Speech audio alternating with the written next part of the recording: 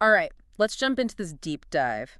You sent over this YouTube video, and it's Billy Carson talking about some pretty wild stuff. Oh yeah, Carson. He's always got something interesting to say. Really makes you think, about reality and consciousness and all that. Like, what if our minds have more power than we realize? He definitely pushes the boundaries. So one of the things that caught my eye was this Hemisync program he talks about.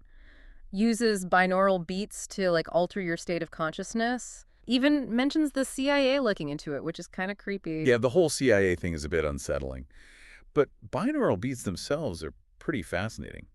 It's basically two slightly different frequencies played in each ear, and somehow your brain creates a third frequency. Really? Yeah, and that third frequency can then influence your brain waves, supposedly, like guide you into different mental states. So, like, you could use it to relax or focus better? Yeah, that's the idea. There's actually some research on it, looking at effects on focus, relaxation, sleep. Huh, interesting. So it's not just, like, new age stuff. No, there's some real science behind it, although, the extent of its effects is still being debated. Okay, well, that makes the whole CIA thing even more intriguing. Like, what if they were trying to use it for mind control or something? Let's hope not. But it does make you wonder about the potential applications, right? Definitely. And, Carson ties it all back to manifestation. Like, he says that achieving these specific mental states, maybe through binaural beats, is key to bringing your desires into reality. Yeah, that's a big part of his philosophy. You have to create this focused, receptive state of consciousness to manifest what you want. So I'm picturing myself winning the lottery. Do I just need to listen to binaural beats while visualizing myself on a beach? Uh-huh. Well, it's not quite that simple. It's not magic. Right, right. He talks about aligning your thoughts, feelings, and actions with your desires, and taking real-world action, too. Okay, so it's about putting in the work, not just wishing and hoping. Exactly. It's like conscious creation, shaping your reality with intention. I can get behind that. There's that saying, whether you think you can or you think you can't, you're right. Exactly. Our beliefs can have a huge impact on what we achieve. Absolutely. Speaking of beliefs, I gotta ask about the lion's mane mushrooms. Carson says he takes them every day for his brain. Not the psychedelic kind, of course. But still, can a mushroom really make you smarter? Well, maybe not smarter overnight, but there is some evidence that lion's mane can boost cognitive function, especially memory. Seriously, how does that even work? It has compounds that stimulate nerve growth in a hippocampus. That's the part of the brain that's super important for memory and learning. So it's like giving your brain a workout. Kinda, yeah. Yeah, It's about optimizing your brain's ability to process and store information. pretty cool. It all ties back to Carson's idea of maximizing our potential, right? Definitely. He's all about taking control of our mental and physical well-being. And sometimes that might even mean connecting our minds with technology, which is where things get really wild. He mentions this experiment where scientists basically connected two people's brains, and one person was able to control the other person's hand movements. Oh yeah, that experiment at the University of Washington. They used EEG to read brain activity and TMS to stimulate the brain. It's pretty mind-blowing stuff. Seriously, like, that's straight out of a sci-fi movie. Can you imagine someone else controlling your body, even if it's just your hand? It definitely raises some ethical questions, like where does free will come into play? For sure. It makes you wonder if this kind of technology could be misused, for manipulation or something. We definitely need to think about those implications as we develop these brain-computer interfaces. Absolutely. It's not just a technological challenge, it's a philosophical one, too. Totally. And, Carson doesn't stop there. He even claims our minds are constantly transmitting information, even when we sleep. He even mentions some technology in Japan that can supposedly visualize dreams. Whoa, hold on. So he's saying our brains are, like, always on, even when we're not aware of it. It's a fascinating idea, right? Like, what if we could tap into that subconscious activity? Imagine the insights we could gain. Yeah, it's like we're just scratching the surface of what our minds can do. And that's what makes exploring these ideas so exciting. There's so much we don't know, so much potential to unlock. All this talk about dreams and the subconscious, it makes me think about that data-based universe idea that Carson talks about. Oh, yeah, right. Like, everything is information at its core. Exactly. He connects it to M theory, which can get pretty complicated. Yeah, that part went a little over my head, I'll be honest. Well, the basic idea is that the universe isn't just made up of physical stuff, but also vibrating strings of energy. Yeah. And those strings carry information. Okay, so instead of thinking about, like, solid objects, it's more like a network of energy and information. Yeah, kind of like a giant cosmic database. And here's where it gets really interesting. If everything is information, and our thoughts are also a form of energy, then it stands to reason that our thoughts could influence this database. Whoa, wait a minute. So it's like our thoughts are little bits of code, like uploading to the universe's mainframe. That's a great way to put it. And it leads to Carson's main idea. Mm-hmm. Our thoughts are like command codes that shape our reality. Okay, I'm trying to keep up. So if I'm constantly thinking negative thoughts, am I like programming the universe to send me bad stuff? It's not quite that simple, but Carson does emphasize the power of positive thinking. Right, right.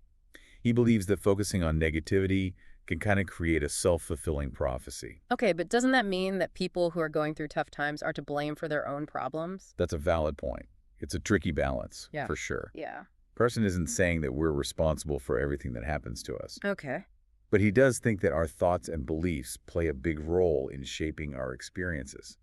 It's more like we co-create with the universe, you know? So it's not about blaming yourself, but more about recognizing that you have the power to change your mindset. Exactly. It's about empowerment, really. I like that. It's just sometimes it's easier said than done, you know? Like, how do you actually change your thinking when you're dealing with real anxieties and problems? Well, that's where practices like mindfulness come in.